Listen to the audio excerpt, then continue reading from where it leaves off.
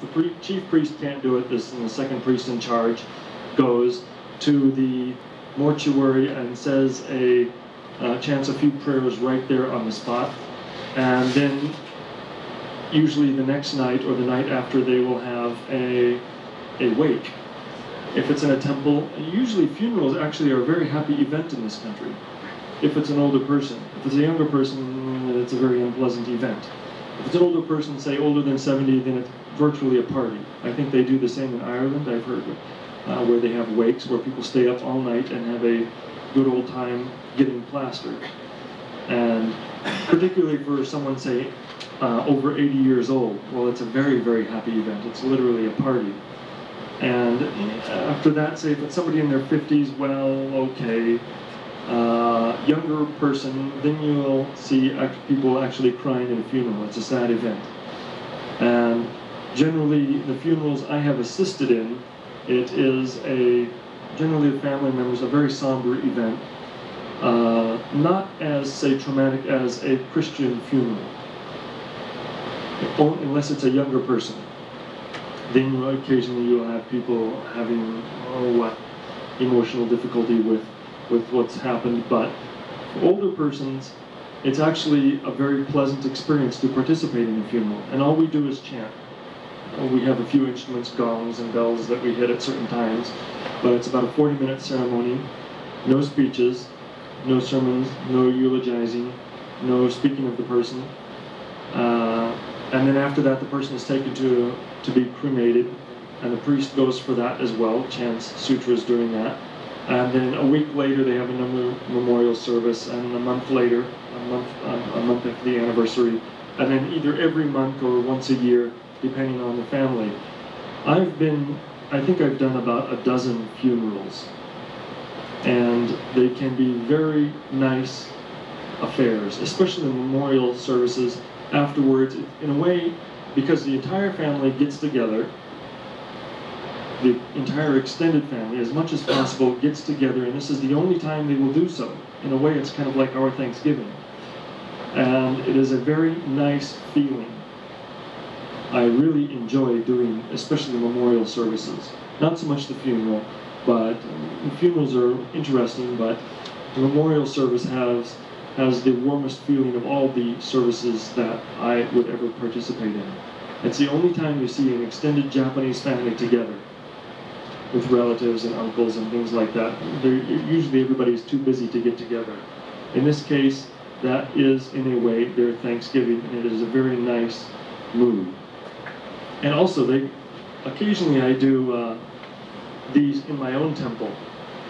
It's tradition in the neighborhood where if somebody dies, even from another temple, before they have the official ceremony, they go to all the local temples. There are 5 of us, I'm one of them, and have a 10 or 15-minute ceremony. And I remember the first one I did, in this case this was the first memorial service I had ever done on my own. And actually, I think, yes. So I was rather nervous. How would these people think? And I was relatively new to the neighborhood. Many of these people had never seen me before. Funeral, of course, is a very private affair. So they collected in front of my temple, and I opened up the door, dressed very similar as I am today, and it was, of course, very nervous. And it was funny because of course, they were kind of surprised. I opened up the gates to the main hall, and they knew it was a foreigner, but they just looked at me like, what's this? And in terms of the levity that goes on in a funeral, or the warm family feeling, one of the first things that anybody said, it was some guy who was probably a little bit drunk, which is par for the course, and as a funeral, as a celebration, and he looked at me and he said, "My God, you don't think he's going to do this in English, do you?" And of course, everybody, perfect icebreaker, everybody laughed, and including me. It became much easier after that. In fact, my immediate response was, "Well, if you want it done in English, it's going to cost you double." It was almost, I said that just without thinking. Fortunately, they laughed. I was thinking it was kind of a dangerous thing to say. But they enjoyed it, and that is generally funerals in Japan are very happy affairs. I am glad and I enjoy being part of them. Is they're not mourning then? No, they're not really in mourning, it's in celebration. I think the French have a great saying for it, the end of the toothache. That's the end of the toothache. Yes, sir. I was going to ask you, have you seen the Japanese movie called The Funeral? Yes, I have. That was a wonderful film. I can't, was that, It's one of the funniest films I've ever seen. Yes. Yes, I've seen that film twice. That was done by one of the major Japanese directors, Yeah. and I would recommend that film to anybody. And Was it a good representation? Yes. Wow. A very good representation. It's actually a very funny world that we live in. It is. And it has its moments of levity. Yes, that was a very accurate film, in fact. A second question. I don't quite get the drift of how you earn a living if you're just dependent on people giving you money for funerals. In my case, since I have no congregation yet, I'm just the assistant abbot. Maybe later I will be able to work on something that might be referred to as a congregation, but now I don't. I am mostly dependent upon my own work. I teach English part-time, I do other things part-time. Funerals I do occasionally, I do other things. I have I think about 7 or 8 sources of income. And funerals pay very well. It's usually, even to assist, it's over $1,000. But I very seldom do that. And I think when they make me abbot, I will perhaps do more of those. But until then, I am the poorest priest that I know. Most of them have a monthly income that is far more than my annual income. But what would that be from? That would be from their congregation. There's really no such thing as a typical sized temple, but a lot of the temples that I know, Zen temples, probably the same with others, have a congregation. They're counted by houses. And the entire family is a member. This is where their funeral plots are. This is where they're going to be buried. A good-sized temple has 250 houses that are members. And so that's a full-time job for the priest to go around doing memorial services. They probably do it 5 days a week.